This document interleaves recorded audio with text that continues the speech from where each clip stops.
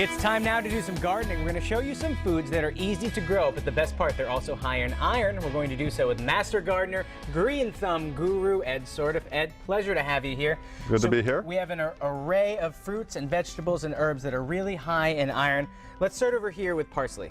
Yeah, parsley is great for your blood. It has a lot of iron. If you need iron, 1 cup of parsley has 4 milligrams of iron. And the great thing about parsley is if you have a mature plant and it's growing, you can actually get 1 cup of parsley every 3 weeks from a plant if it's healthy and doing well. And that's about what a recipe for tabbouleh calls for. So you make one of those, which is always high in tomatoes and parsley. You'll have a good amount. Yeah, you will. And actually, there's a really good way of getting a lot of parsley into your diet. You can actually make a parsley pesto, which is what I've made at home, and it's really tasty. Huh, that sounds fantastic. And it regrows, it's easy. Does it die off in the winter?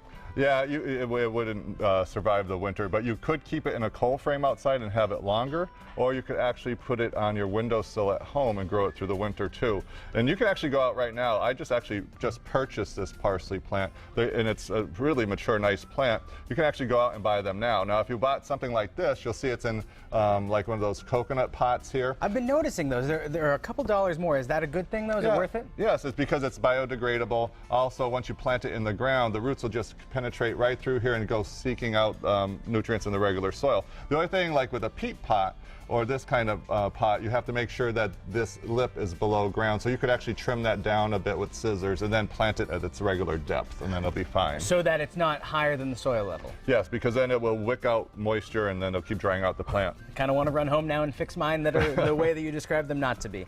Talk about corn. Corn is perfect. We're actually getting some native corn in the area right now if you haven't grown it yet at home. This corn actually has niacin, which is vitamin B6. And that's for the absorption of iron. It helps, right? Well, C does help with the absorption. B6 itself actually helps make red blood cells. And all these things work in concert to really help your blood be as good as it can be. What about cabbage? Cabbage has iron and it has vitamin C, and the vitamin C actually helps you absorb the iron. How difficult is growing cabbage? Cabbage, I think, is relatively easy. I actually grow, and I let you have some this year, late flat Dutch cabbage, which is a really nice old heirloom.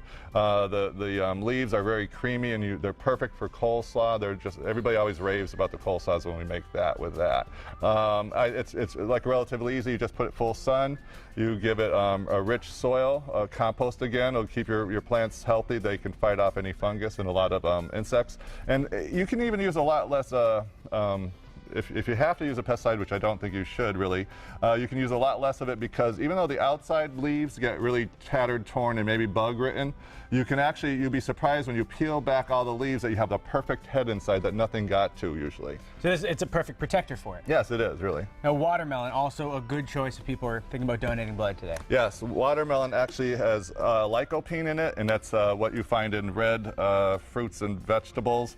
Lycopene actually aids in circulation, so that's another blood-related thing. And it looks cool in the garden, too. It does, it really does. Watermelons growing, and these have gotten expensive lately. Yeah, they do, they are. So it's really nice to have. And I love these kind of plants because, like the pumpkins, they actually make a great ground cover, and they have those big yellow flowers, so it actually looks pretty even before you have the fruit. Speaking of things that look pretty, what we have here is neat, because we see a lot of green in the garden, but these are some brilliant different colors over here. Yeah, this is Swiss chard. This actually has iron, and it has vitamin A and C in it. I actually brought this because you're always talking about the Swiss chard, so I thought I'll bring some in for Seth. So Thank you. Yeah, you can see this is the adult form that's actually being harvested now. And this is, you can just go out and you can still get little sets of this, and you can actually put them out. It's only 60 days to the maturity with Swiss chard. So you can have it now, and by the dog days of summer, by the end of the summer, you can be eating full-grown Swiss chard. Yes, and you can actually pick this from 6 to 8 inches tall. Then it's ready to go. If it ever got to be a foot tall, you want to cut that back to the ground, let it grow again, because it gets weak. It's not a good tasting thing then. Huh. And it lasts for a while, and in 60 days we can have some, and that's what it looks like, full grown. Yep. Now over here we have some more exotic things. Move the Swiss chard out of the way. Is this ginger in here? Yeah, this is ginger root, just like you get at the store. What I did, I bought an organic ginger root, because sometimes they will coat the ginger root with a chemical that will prevent it from sprouting. So I got an organic one that did not have that. I just planted it in the soil, maybe about an inch under. I kind of showed a little bit of the ginger root. You can see the sprout comes up. And then as it comes up, if you're going to grow this at home, what you're going to want to do is put this in a bigger pot with a bigger edge, a lip around it. And then you can actually add more soil in. As it grows taller, you add another inch of soil until you get 6 more inches of soil. That'll actually help the ginger root form bigger, and it will actually support the stalks of the ginger. How do you know when it's time to pick the ginger? Well, you can pick it at the end of the year. And actually this will go, if you don't actually use it this year, the whole plant will go dormant on you, and you would just stop watering it, keep it slightly moist and in a cool place, but not cold, and you'll be able to start the whole thing over again the next year. And lastly, what do we have here? This is actually lemongrass. This is big in Thai cooking. This is, it actually has a lot of iron in it also. Have you ever smelled the leaves of this? No, but I would love to. If you just rub your fingers on it, it's going to smell really lemony. So this is something that would get really big. It has really a nice structure to it. The leaves here, they're really pretty. It will actually get to be 6 feet tall. And this is something that cannot survive outdoors here. So what you would do, you can either buy a little plant like this, or you can actually go to a store that has fresh lemongrass, you know, the little stems, if you've ever seen them. Soak them in water, they will actually root out, and then you can put them in soil. And then what you would do to actually harvest this from the outside, when the plant gets bigger, at least about an inch big, the stems, what you do is you would take a sharp blade and you would actually cut the edge of the stem here about an inch above the ground. Well, Ed, unfortunately we're out of time. We can finish talking a bit about this later, because later in the show with Ed, we're going to make sun-dried tomatoes, and that might just have the most iron of all the fruits and vegetables in it, so I'm looking forward to that. Welcome back to Mass Appeal. We're back with Master Gardener, the green thumb guru himself, Ed Sordiff. Earlier we talked about plants that are high in iron, but now we're going to the #1 on the list, and that's sun-dried tomatoes. Yes. But they start with the tomato plant, and I know a lot of people, myself included, are doing tomatoes this time of year. What should we be looking for right about now, mid-July? Well, what you're going to do to keep your tomatoes going good, you want as much sun in your garden as you can, so full sun. You also want to keep the moisture content of the soil constant. They don't like to be dry and then wet and dry and wet. That's where you get your cracked tomatoes, actually. So it would prefer that. Also, if you're going to be watering your tomatoes, don't water in the evening. Water them during the day so the leaves can dry, and preferably just use a soaker hose or something like that to keep the water at the roots. Because Could we water in the morning? You could water in the morning, yes, and it would dry all day. You try not to splash the soil up on tomatoes, because then you get pathogens on the leaves. So you would try not to, yeah, and then that would be fine. This is actually a Juliet tomato. It's very nice and meaty, and it's a nice sweet tomato too. And you have some coming in full, I see now, that have turned red. Yes, those are, actually this plant looked a lot better till I got it in the car as it rolled around, and I've lost all the fruit here. Which is why you shouldn't drive around with your plants. No, you should keep your plants at home. Keep your plants planted, but sun-dried tomatoes, it's expensive in the store, but they're relatively easy to make on our own. All you need is the sun if you're going to do it the traditional method, and if you're going to do the traditional method with the sun, it's going to take you 3 days to do. I can show you now how to do that. What we would do is we'll take a couple tomatoes. I'll give you one. Are there a beneficial kind, or will any do? Any will do, but something that has a little bit more pulp. The real flavor in a tomato is in the pulp of the tomato, not so much the outside. It's really the pulp that has the real flavor. I didn't know that. So what we'd want to do is, if you had you had the stem end we just took off, so we'd want to take the knife and we would want to at least get rid of the stem end, so we won't be drying that. You can cut it, either just core it, or you could actually just cut off the top. And then sometimes at the other end, usually especially with heirloom tomatoes, you'd have another little scar here from where the blossom was, and you would just take that off. This one doesn't seem to have that much.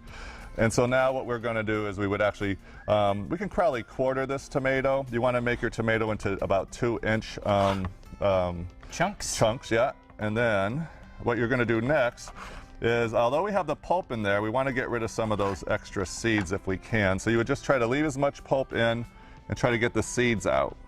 And then we would just And there are some tomatoes that have less seeds than others. I know the Roma tomatoes are some that don't have as many seeds. Yeah, so that would be a good one to use for this. And so now our tomato is, we had the ends cleaned and we actually got most of the seeds out. There's just a nice layer of pulp in here.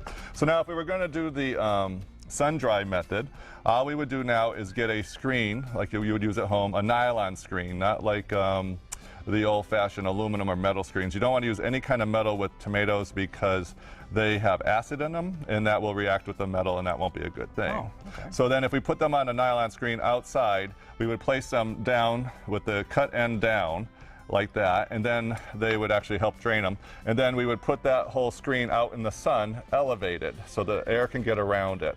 And then we'd actually cover that with cheesecloth, and cheesecloth just looks like gauze. And you just put that on top, a nice layer of cheesecloth. To keep any pests away? Yes, it'll keep everything away from it. It'll keep the tomatoes clean. And then what you're going to do is leave that outside and let it drain. And you want to pick a day, so you look at your weather report, and you're going to find a day that, or a group of days that has low humidity and is a high temperature, and that's the best. You don't want it to rain or anything like that because the process will stop. So then you leave it outside. In 1.5 days, you'll take the tomatoes on the screen and you'll flip them the other way and put them back in the sun and let them go like that. And so what you're going to eventually end up with is something that looks like this here. And you can see they actually just split this in half. There's still some seeds here, but it's nice and dry and it'll keep well. So that took about 3 days. If you don't feel your tomatoes are dry enough, because New England, we have a lot of humidity, you can just leave them out a little bit longer. Now, Ed, what if people wanted to do it in the oven? You said it's a 12-hour process? 12 hours, yeah, 12 hours in the oven, 3 days outside. The oven, you just do the same thing. You will actually cut your tomatoes, take off the 2 ends, get rid of the extra seeds. And then what you're going to do in the oven, you will actually find something, a non-aluminum pan again. So what we have here is a Pyrex pan. And you would actually just put the tomatoes in upside down again, let them drain a little bit. And then you're going to turn your oven to 170 degrees, and you're actually going to leave the door open.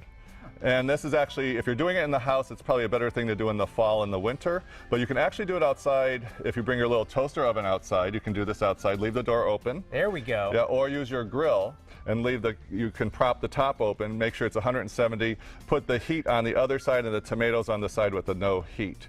In a pan like this still. Well, Ed, these are great tips. I know come August, a lot of people out in Western Mass are going to have more tomatoes than they know what to do with. So sun drying them is a great way to go. And if you want even more gardening tips with people like the Green Thumb Guru, visit us online, mymassappeal.com.